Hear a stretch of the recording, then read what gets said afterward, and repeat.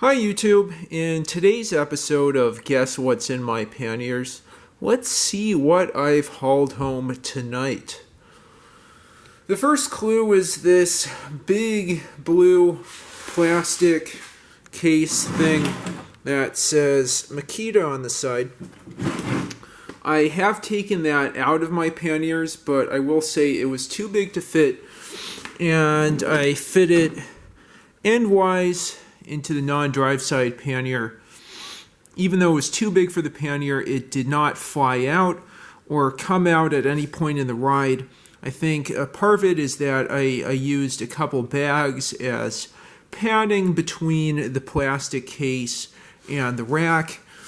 And this big plastic case itself rested against the end of the rack at the bottom, as you can see there. With that, I'll let what's in this be kind of a surprise, although those of you who know what Makita is will probably know what this is. For $10, I got one of these Makita stick battery drills with a couple NiCad or maybe NIMH batteries. 12 volt batteries. I thought it might be a 9.6 volt. I got the drill itself with one battery inside. It is reversible and has, I don't want to touch that, 5 speeds, as you can see there. Possibly made in Japan. Yeah, I don't know if I can tell there, but I know Makita as a company was a pioneer in making, what do you call it, cordless drills, popularizing cordless drills. That's where I'm going. Makita Corporation of America, Beaufort, Georgia. Very cool. Run motor while shifting. Yeah, there's a low and high setting up there. Not sure what this is, but that'll be the topic of another video. Anyway, great deal for $10, and I was able to carry this big honker with me on the way back home, some 23 miles or so. All that plus a fast charger there. Batteries hopefully are not too expensive. I thought it might have been a 9.6 volt drill, but it looks like it's 12 volt. Potentially better. But anyhow, this is the only cordless drill that I have. The first cordless drill I've ever done.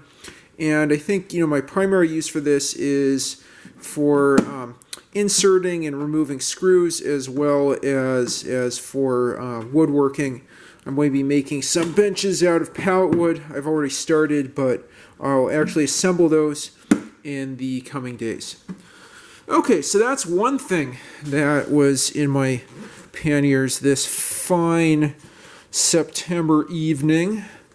Let's see what's on this side as I clumsily open up this pannier. What do we have here? We have a brushed nickel desk lamp. It is a desk lamp, but I think I'll plan on using this in the garage. This was free on Facebook Marketplace. And what that means is I got everything pictured here for $10. Okay, so there's another thing that I got. I'm trying to remember if there's anything else in here. I don't believe so. So now we'll get the two smaller items I picked up. I know you're thinking, how many places did this guy stop in his 30-mile bike ride? And that next small thing are 168 long life marker light bulbs for my 2017 Prius here. So I'll set those here for now, remember that, and then put them with my other vehicular lights. I PR'd on a segment called Vehicular Homicide, I think on University Boulevard the other day. So with that said, it was nice knowing you, viewers.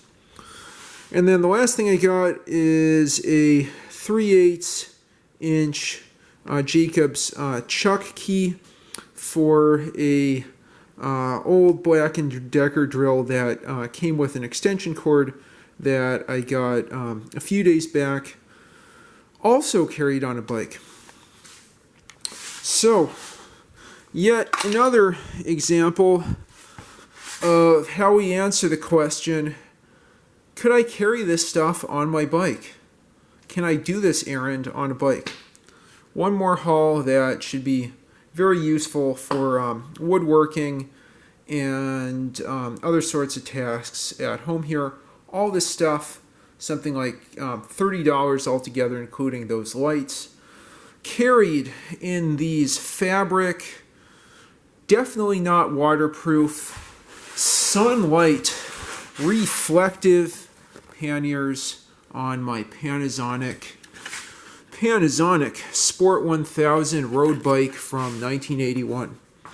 I hope you enjoyed this video.